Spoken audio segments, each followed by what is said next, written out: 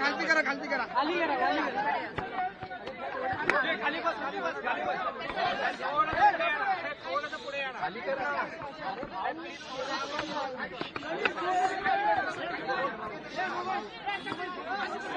मागे वाले जरा थोडे मागे थोडे या साईडला मागे सर थोडे अजून मागे सर मतदानाचा जरा सगळे शांत होईल.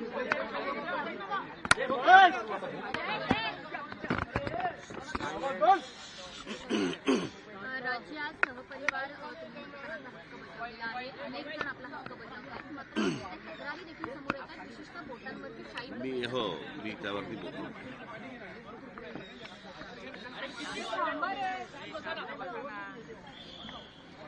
तुमच्याकडे पत्रकारांपेक्षा कॅमेरामन जास्ती बोलतात का?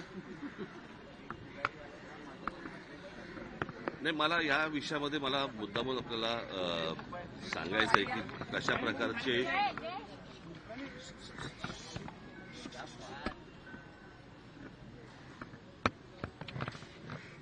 प्रकारची सरकार ही कशा प्रकारची सिस्टीम चालवते की ज्या वेळेला आम्ही या गोष्टींची सुरुवात केली, मला असं वाटतं थोडंसं मी तुम्हाला अगोदर सांगणं पण गरजेचं आहे की येन केने प्रकारे निवडणुका जिंकायच्या आणि त्याच्यासाठी जे काही वाटेल ते करता येईल त्याच्या सगळ्या गोष्टी सरकार आणि प्रशासन, म्हणजे तुम्हाला तर माहिती असेल की हा दुबारचा विषय आला. दुबारच्या विषयामध्ये पहिल्यांदा त्यांनी सांगितलं की आमचा काही संबंधच नाही, असं काही नाहीच आहे. आणि मग त्याच्यानंतर मग काहीतरी 10 लाख मुंबईमध्ये त्यांनी जाहीर केले वगैरे. मग त्या दुबारनंतर विषय आला की व्हीव्हीपॅटचा, की यावेळेला आम्ही व्हीव्हीपॅट वापरणारच नाही. त्याच्यामुळे आता आम्हाला कळतच नाही की दाबलेलं बटन कळलं का हे बरोबर त्या चिन्हावरती गेलंय की नाही ते दाखवायला काही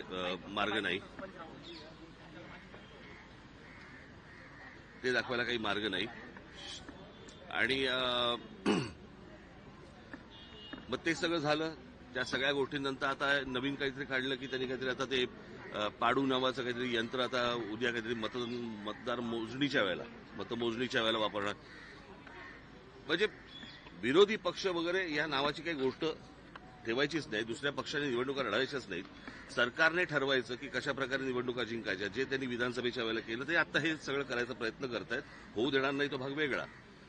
परंतु आता हे मशीन आणलंय. हे मशीन कोणत्याही राजकीय पक्षाला दाखवलेलं नाहीये.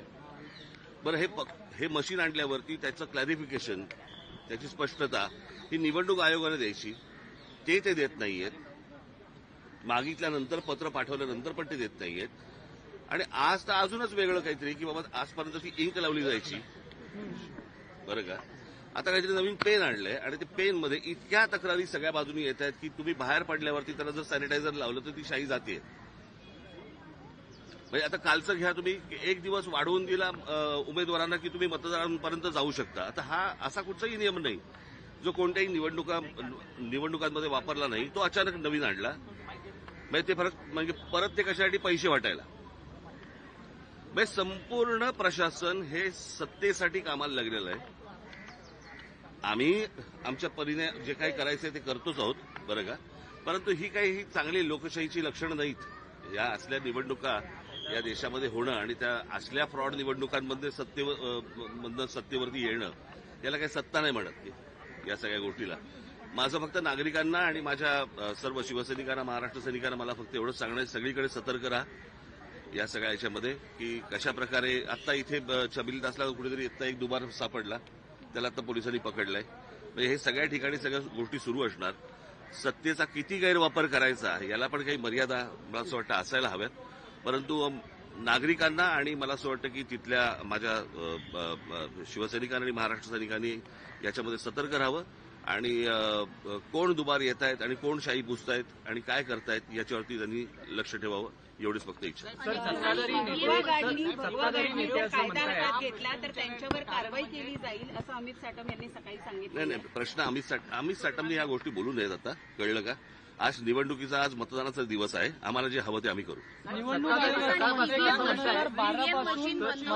मला असं वाटतं मार्करचा आम्ही आजपर्यंत शाही लावली ना. तू काय लावलं मग तुझं बोर्ड बघणारच का निवडणूक आयोग.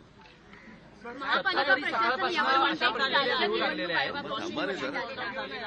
सत्ताधारी सकाळपासून अशा प्रतिक्रिया देऊ लागलेल्या आहेत की मुंबईच्या सत्ताधारी असं सकाळपासून मतदारांना आवाहन करतात की मुंबईच्या विकासासाठी म्हणून मतदानासाठी बाहेर पडा. मग आणि